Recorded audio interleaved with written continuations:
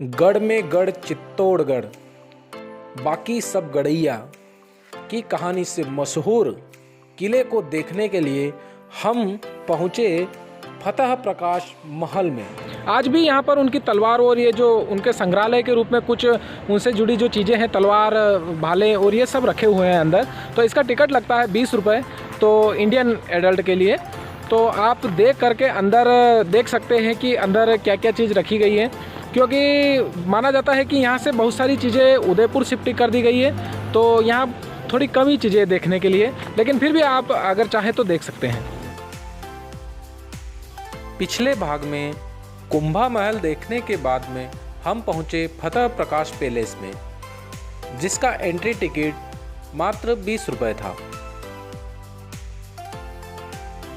और महाराणा के पैलेस में आएंगे जब आप, तो आपको जो संग्रहालय है यहाँ पर बहुत सारी चीज़ें जो पुरानी हैं वो रखी हुई मिलेगी, जिसमें से सबसे अच्छी चीज़ ये है कि यहाँ पर ये जो महल का पूरा स्ट्रक्चर इधर बना हुआ है, जो पूरे महल को बताता है कि कहाँ क्या स्थान है और कहाँ से हम इस महल में घूम सकते हैं। किले में एंट्री होते ही हमें किले का नक्शा दिखेगा। इसमें बताया गया है कि कौन सी जगह कहाँ पर स्थित है।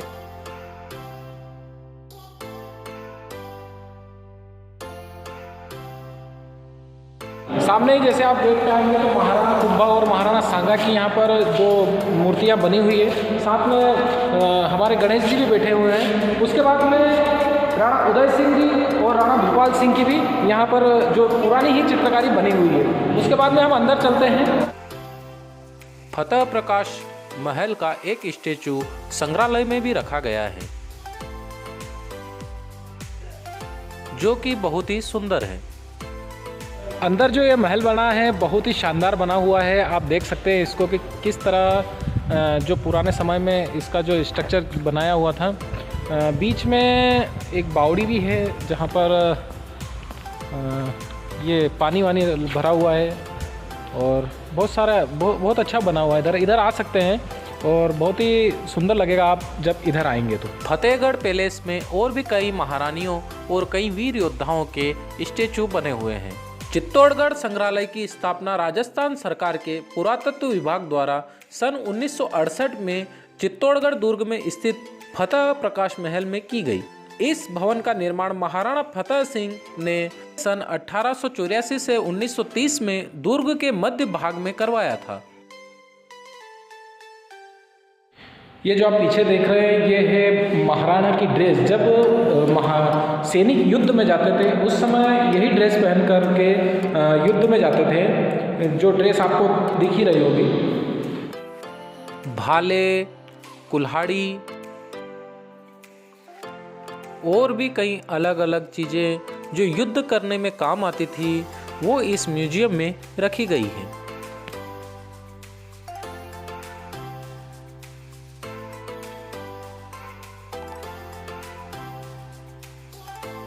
यहाँ पर इस म्यूजियम में तलवारों के नाम ही इतने लिखे हुए हैं कि हमें यही पता नहीं चल रहा है कि कौन कौन सी तलवारें बनाई जाती थी। तलवार फालादी, तलवार सकेला, तलवार कामड़ा, तलवार सुडेट, ये इतने नाम तो हमने शायद कभी सुने ही नहीं थे। पहले ये ताड़ेदार बंदूक भी चलती थी, अलग अलग बंदूकें थी, एक नाल की थी, जो आप देख सकते हैं। इधर भी है और इस साइड में भी है। बहुत सारी बंदूकें जो पुरानी लगी हुई है इधर। पूरा जो ये हिस्सा है ये पूरा म्यूज़ियम जो इसी का है।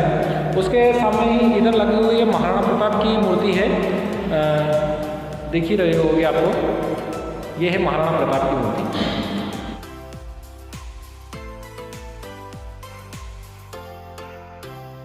बड़ी बंदूकों के साथ में छोटी बंदूकें भी रहती थी, जो हमारे पुलिस में ज़्यादातर लोग रखते हैं। तो पहले भी इस तरीके की पुरानी बंदूकें हैं ये, जिसको म्यूज़ियम में रखा गया है अभी भी उनकी विरासत के तौर।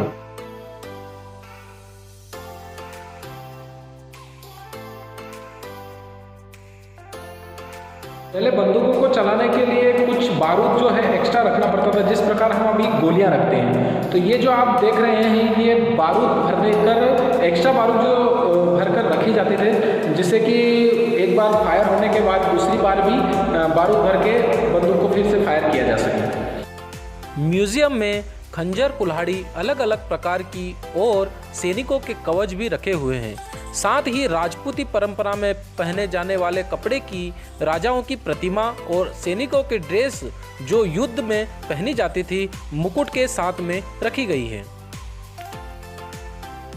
यह किले के जो 5 द्वार है उनकी प्रदर्शनी बनाई गई है। तो आप देख सकते हैं कि किस प्रकार लकड़ी से ही कितना सुंदर प्रदर्शनी बनाया गया है इधर। चित्तौड़गढ़ में चढ़ने के लिए 7 द्वारों की प्रदर्शनी के साथ ही राजपूतों ने किस तरह इस किले की रक्षा के लिए तैयारियां की थी और मुगलों ने इस किले को जीतने के लिए किस तरह की तैयारियां की थी, वह सभी जानकारी म्यूजियम के पोस्टर में दी गई है।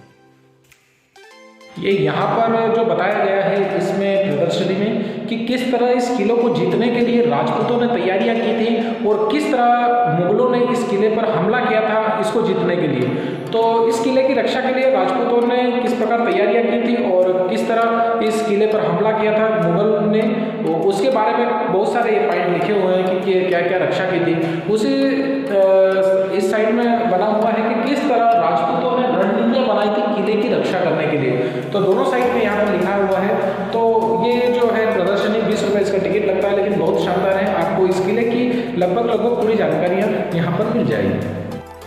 म्यूजियम के सभी हथियार, प्रतिमा, पोस्टर व अंदर से महल को देखने के बाद मैं अब जाने वाला था विजय स्तंभ को देखने, जहां रास्ते में ही जैन मंदिर पड़ता है और घोड़े पर बैठकर कई लोग फोटो भी शूट करवाते हैं। रास्ते में ही हमने भगवान श्री कृष्ण और मीराबाई के टेम्पल का शिखर दर्शन किया। हमें पता नहीं होने के कारण हम मंदिर में नहीं जा पाए। विजय स्तंभ को मेवाड़ नरेश राणा कुंभा ने महमूद खिलजी के नेतृत्व वाली मालवा और गुजरात की सेनाओं पर सारंगपुर की लड़ाई में विजय के स्मारक के रूप में सन 1440 से 1448 के मध्य में बनवाया था।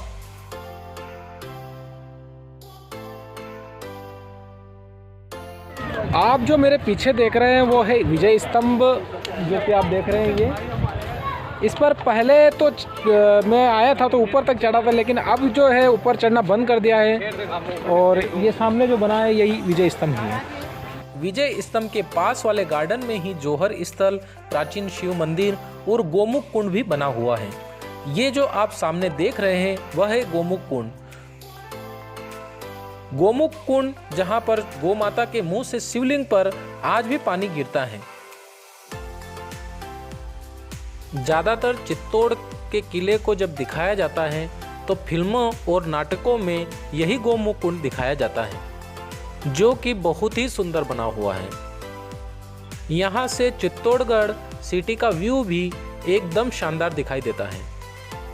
अब हम आपको आगे ले जाने वाले हैं गोमुख कुंड के अंदर, जहाँ पर रास्ते में बंदर आपके हाथों से चने खाते हैं। देख लेना भैया, ये खाली हाथ बता रहे उसको। आप चाहे तो बंदर सेना को अपने हाथों से यहाँ पर चने भी खिला सकते हैं। महासती स्थल के पास ही गोमुख कुंड बना हुआ है। यहाँ एक चट्टान के बने गोमुख कुंड से प्राकृतिक भूमिगत जल निरंतर एक झरने के रूप में शिवलिंग पर गिरती रहती हैं। लोग इसे पवित्र तीर्थ के रूप में मानते हैं। कहा जाता है कि यहाँ से एक सुरंग राणा कुंभा के महल तक जाती है। इस कुंड के समीप जाने के लिए सीढ़ियाँ बनाई गई हैं तथा नीचे कुंड के किनारे मंदिर बने हुए हैं। ऐसा माना जाता है कि रानी पद्मिनी यहाँ स्नान करने के लिए आती थी। गोमुख दर्शन करने के बाद मैं पहुंचा जौहर स्थल पर, जहां रानी पद्मिनी ने जौहर किया था। कुल 3 जौहर हुए अलग अलग समय में इस पीपल वृक्ष के पास, जिसे जौहर स्थल कहा जाता है। आप जो मेरे पीछे जो पीपल का वृक्ष देख रहे हैं, यहाँ पर जौहर किया था रानी पद्मिनी ने, और इसी को जौहर कुंड भी कहा जाता है।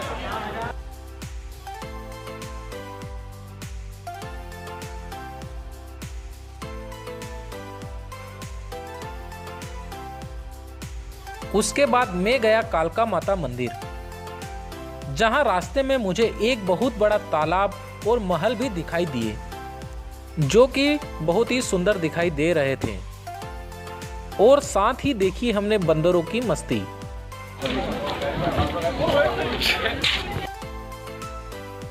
थोड़ी देर चलने के बाद हम पहुंच गए मां कालिका के मंदिर में, जहां पर बंदर गार्ड की तरह मंदिर और आने जाने वाले भक्तों की निगरानी कर रहे थे।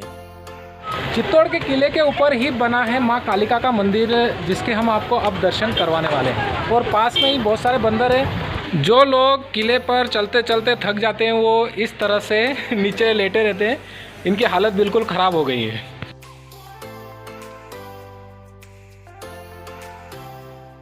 माँ कालिका के इस टेम्पल में बताया जाता है कि जब भी महाराणा प्रताप और ये जो यहाँ के राजा होते थे, जब भी युद्ध करने के लिए जाते थे तो माँ कालिका को पहले माँ कालिका का आशीर्वाद लेते थे, उसके बाद में युद्ध के लिए यहाँ से जाते थे।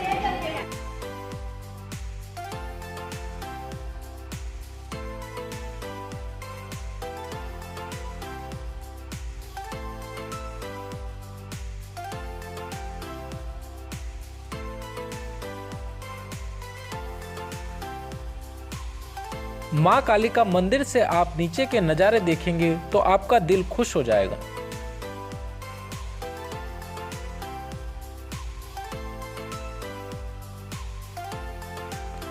माँ कालिका टेम्पल दर्शन करने के बाद हम पहुंचे रानी पद्मिनी के महल में।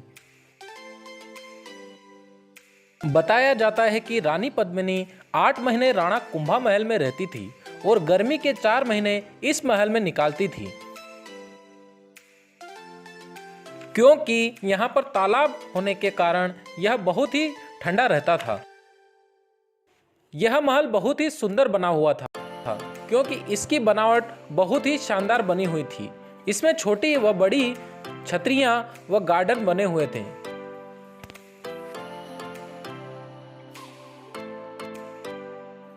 चौगान के निकट ही एक झील के किनारे रावल रत्न सिंह की रानी पद्मिनी का महल बना हुआ है। यहाँ पर खड़ा था अलाउद्दीन खिलजी और सामने जो आप देख रहे हैं जो एक महल बना हुआ है, वहाँ पर थी रानी पद्मिनी। एक छोटा सा महल पानी के बीच में बना हुआ है जो जनाना महल कहलाता है। वह किनारे के महल मर्दाने महल कहलाते हैं। मर्दाने महल में एक कमरे में एक विशाल दर्पण इस तरह से लगा हुआ था कि यहाँ से झील के मध्य बने जनाना महल की सीढ़ियों पर खड़े किसी भी व्यक्ति का स्पष्ट प्रतिबिंब दर्पण में नजर आता था, परंतु पीछे मुड़कर देखने पर सीढ़ी पर खड़े व्यक्ति को नहीं देखा जा सकता था।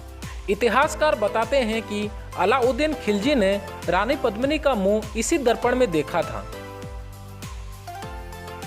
रानी पद्मिनी का महल जो है ये पीछे बना हुआ है, जहाँ पर अलाउद्दीन खिलजी ने यहाँ पर रानी पद्मिनी का मुंह देखा था इसी पानी के अंदर। तो वीडियो को हम यहीं अंत करते हैं। तो वीडियो अगर अच्छा लगा हो तो वीडियो को लाइक करिए, सब्सक्राइब करिए और शेयर जरूर करिए और पूरा वीडियो जरूर देखिए आप। इसका पहला भाग भी मैं डिस्क्रिप्शन में दे दूंगा।